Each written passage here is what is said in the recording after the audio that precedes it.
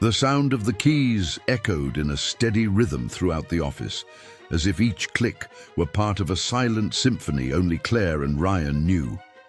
Light filtered through the sheer curtains, casting a golden glow over the drafting tables and architectural plans, softening the rigid lines of the projects. At that hour of the morning, the ritual was always the same. Claire would stop by the corner coffee shop, buy 2 croissants and a sugar-free cappuccino for him, carefully placing everything on the right edge of his desk.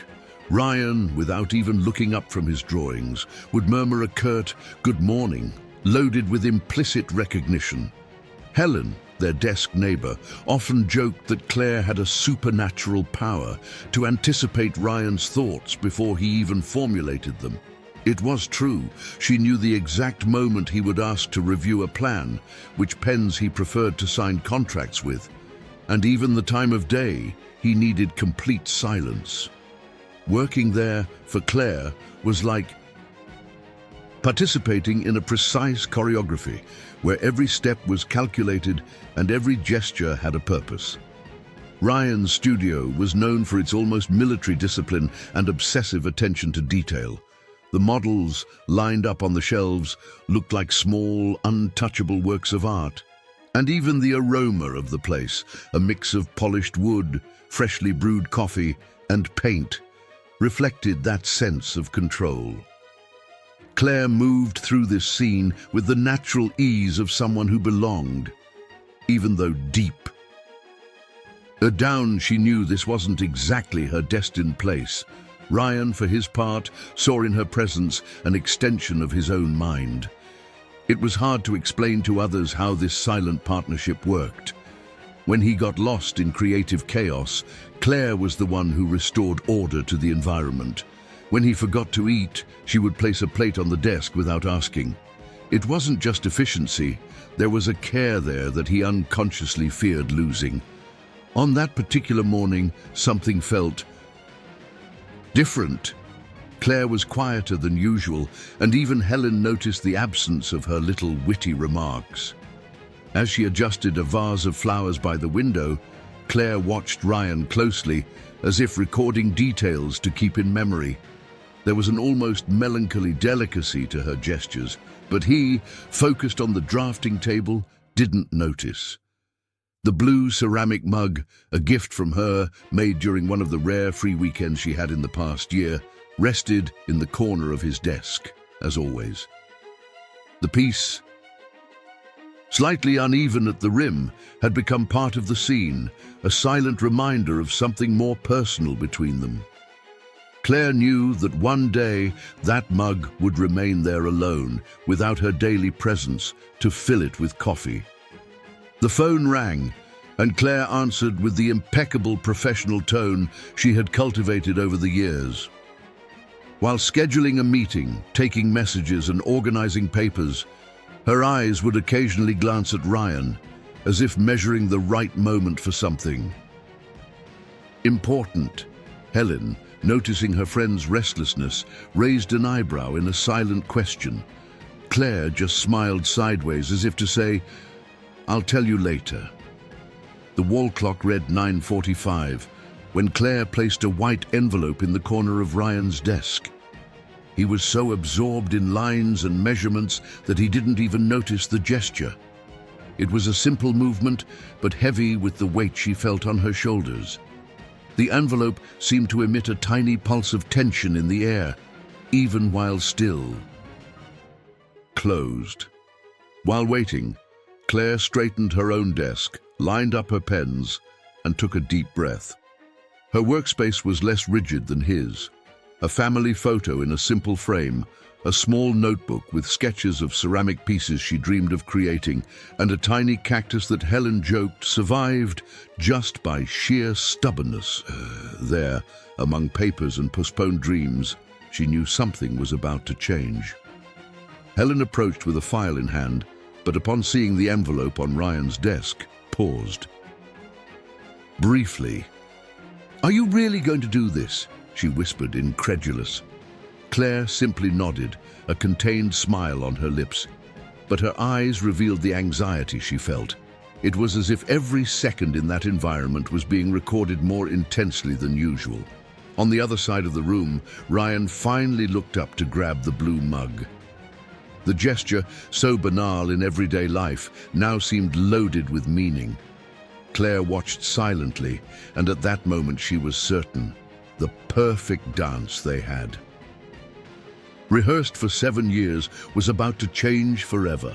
If you've ever lived a routine so intense it felt choreographed, subscribe and comment below telling us which city you're watching from. Ryan opened the envelope slowly, as he would with any other document Claire left on his desk. But as he scanned the first lines, something in his posture shifted. The pencil in his hand slipped to the floor. He reread the words carefully, as if he could find some mistake. Resignation letter. The phrase seemed out of place in that setting, almost absurd. 7 years of partnership could not fit into 2 pages typed in Times New Roman. Claire, who watched his reaction discreetly, kept her face serene, but her racing heart betrayed the effort. Ryan raised his gaze, meeting hers. For a few seconds, the silence between them was so dense that not even the phone ringing or the distant street noise could break it. There were unspoken questions, silent accusations, and above all, a trace of disbelief. "Is this some kind of joke?"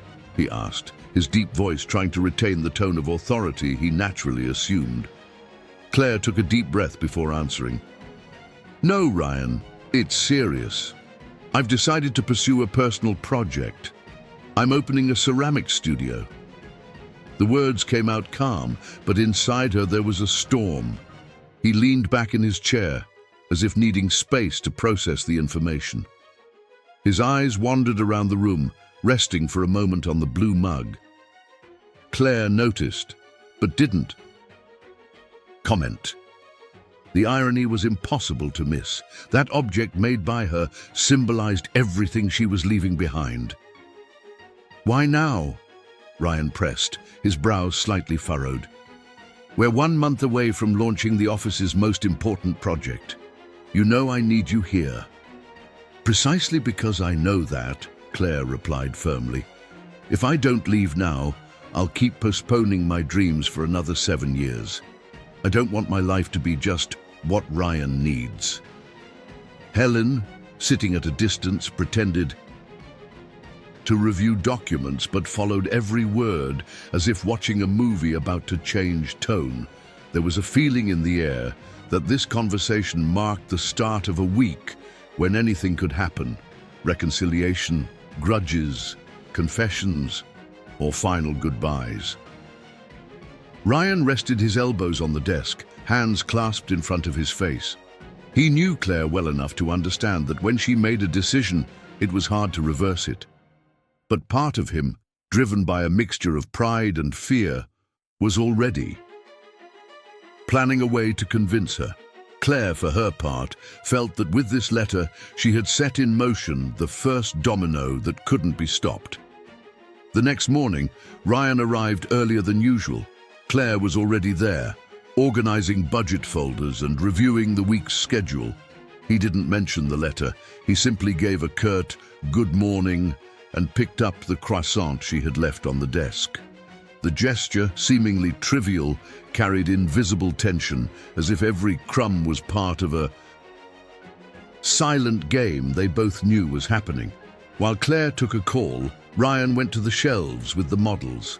He pretended to inspect details, but in reality, he was mentally strategizing how to make her change her mind. It wasn't just about work, and he knew it, though he still didn't have the courage to admit it even to himself. Throughout the day, he initiated small conversations about new projects, letting slip comments about how impossible it would be to handle this without her. Claire listened with a mixture of tenderness and firmness. She didn't want to turn her departure into an emotional battlefield, but she knew she would have to resist the temptation to give in. Helen, noticing the dynamics, assumed the unofficial role of backstage commentator. "He's in denial," she whispered during afternoon coffee, Next comes bargaining. Claire laughed, but inwardly acknowledged that Helen was right. Ryan did not handle losses well, whether contracts, deadlines, or people. On the second day, Ryan came with a concrete proposal. Increase Claire's salary by 30%. He presented the numbers with the same cold precision he would show a client project, but his eyes betrayed anxiety. "It's not about money, Ryan," she said, returning the folder with calculations. "It's about time. My time." He sighed, facing a difficult technical obstacle. Ryan had never handled definitive answers well, preferring to believe any situation could be redesigned. But Claire was firm. That evening, with the office nearly empty, Claire stayed late finishing a spreadsheet. On her way out, she passed the vacant lot where she imagined her future studio. She smiled, thinking of the smell of clay and the spinning pottery wheel. That dream, so distant while replying to emails and organizing meetings, now had a concrete form in her mind. On the third day, Ryan tried another approach. He invited Claire to an impromptu meeting at the cafe on the street behind the office. The place had small tables, soft lighting, and a dessert menu Helen loved. There he talked about equity participation, an attempt to make her a partner in the studio. "It's recognition for your work," he justified. "Sounds more like an excuse to keep me here," Claire replied without raising her voice. Ryan felt the sting. He wasn't used to being read so precisely. The silence between them was broken by the clatter of dishes and cups around them. But at their table, a new distance was palpable. That night, he stayed. Alone in the office, hours passed as he stared at the blue mug as if it could give him answers. He thought about all the times Claire had handled impossible deadlines, calmed anxious clients, or just stayed there silently while he wrestled with his own ideas. It was more than professionalism, it was her presence that balanced everything. On the fourth day, Helen decided to act. She took Claire out for lunch and between bites of salad said, "You know he's not good at expressing feelings, right? I know. But I can't live waiting for him to learn." Helen didn't push. She knew Claire was determined, but also sensed the unresolved tension between them. Back at the office, Ryan barely lifted his eyes from the drawings as they entered. But Claire felt, more than she saw, that he was following her every move. On the fifth day, the routine continued as if nothing had happened, but both knew every moment counted. Ryan avoided directly addressing her departure. Instead, he invited Claire to visit the project site with him. She accepted, suspecting there was more behind the invitation. The site was on the outskirts of the city, surrounded by tall trees, with a view Ryan claimed would be the landmark of the project. As they walked through the area, Claire noticed he spoke more about technical details than usual. It was as if he wanted to impress her, reminding her of the importance of being there. But in the middle of the conversation, he said something that disarmed her. "I don't know how I'm going to do this without you." Claire stopped, looking at him. She didn't respond immediately. The fine rain began to fall, dampening her hair and bringing the fresh scent of wet earth. She thought of saying something comforting, but remembered all the times she had put his needs ahead of her own. On the way back, they remained silent. The rain tapping on the car windows seemed to mark the rhythm of a sad song they both listened to without commenting. Claire gazed out, imagining her studio, while Ryan looked ahead, trying to find a way to make her stay. On the sixth day, Ryan abandoned elaborate strategies and went for honesty, or at least part of it. "Have you thought that maybe you're making a mistake?" he asked, while reviewing a contract. "I have, and I still think I need to make it." The response resonated with him more than he wanted to admit. It wasn't wounded pride. It was the real fear of losing the only person who understood his silences. That night, he returned. Home to a silent apartment. He opened a bottle of wine, but the taste didn't hold his attention. He picked up his phone, typed a message to Claire, then deleted it. He didn't know if he wanted to convince her to stay or just hear her voice. The last day before the climax began, with a grey sky and cold wind seeping through the window. Claire arrived early, bringing croissants as usual. Ryan thanked her, but this time held her gaze a few seconds longer. It was a look loaded with everything unsaid. Throughout the day, they worked side by side without arguments, as if the usual harmony had returned. But there was a silent tension, a mutual understanding that this calm was just the prelude to a storm. Helen, noticing the mood, didn't make jokes. She simply observed, knowing some conversations need privacy. In the late afternoon, Ryan invited Claire for one last visit to the site. He said he needed to check something before the next phase. She agreed, knowing deep down that this meeting would carry a different weight. The wind at the site was stronger, and the sky threatened rain again. They walked in silence to the highest point, from which they could see the whole area. Ryan stopped, staring at the horizon, and Claire stood next to him, waiting. The air was heavy with something neither could name, a moment of transition, of decision. They knew that after this conversation, nothing would ever be the same. Claire adjusted her coat, feeling the cold intensify. Ryan took a deep breath, as if preparing to say something important. The wind carried away some of the words, but she felt them anyway.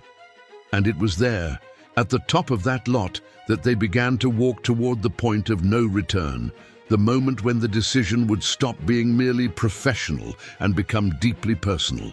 The rain started light, but quickly thickened, forcing them to seek shelter under a makeshift tarp the workers had left. Ryan, hair wet and expression serious, looked at Claire as if he had finally decided to drop all defenses. "I don't want you to go," he said without beating around the bush.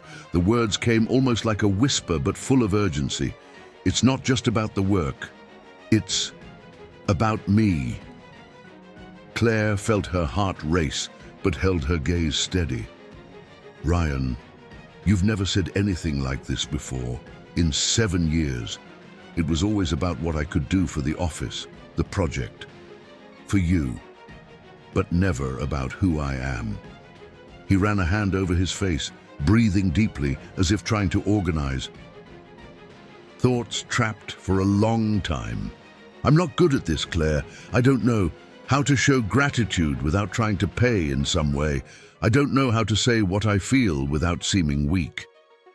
"It's not weakness," she interrupted gently. "It's humanity." The sound of rain on the tarp mixed with the silence between them. Ryan looked away for a moment, then returned his gaze to her, showing a vulnerability he rarely revealed. "I'm afraid. Afraid of losing the only person who sees my flaws and still stays." Claire took a deep breath, feeling a lump in her throat. "I stay until I realize that being here means stopping being myself. I can't put myself second anymore." "Then tell me what I can do," he pleaded. "I'll change, I'll try, I'll learn." She shook her head, a sad smile on her lips. "It's not about you changing so I stay. It's about me changing so I can live."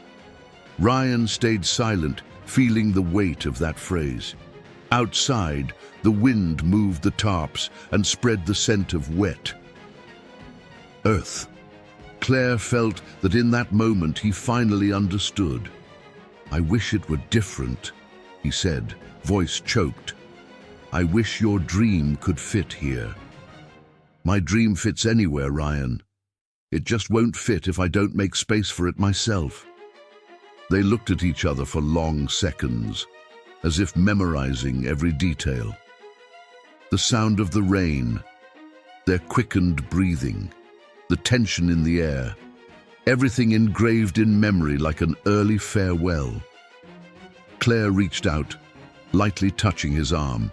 "One more week, I'll stay. I'll train whoever comes after me, and then I follow my path." Ryan nodded slowly, without the strength to argue. He knew negotiation was pointless.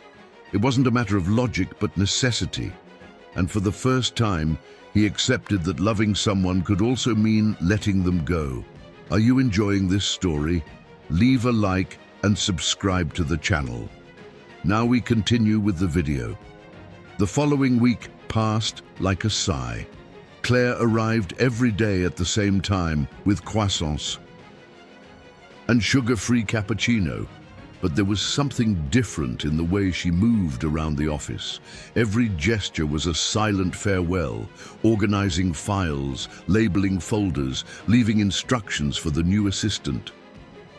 Ryan watched from afar, trying to memorize every detail. Helen, though trying to keep the mood light, felt the weight of this ending. "You'll be unbearable without her," she teased Ryan during one of his rare moments of humor over the past days.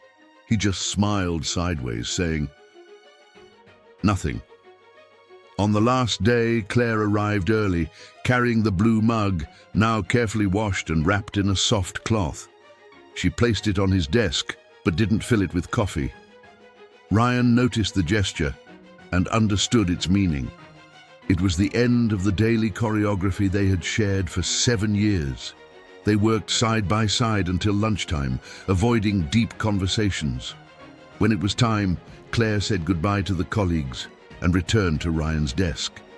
There were no long speeches or forced promises, just a prolonged look full of everything they hadn't been able to express in words. She picked up her bag, took a deep breath, and walked to the door.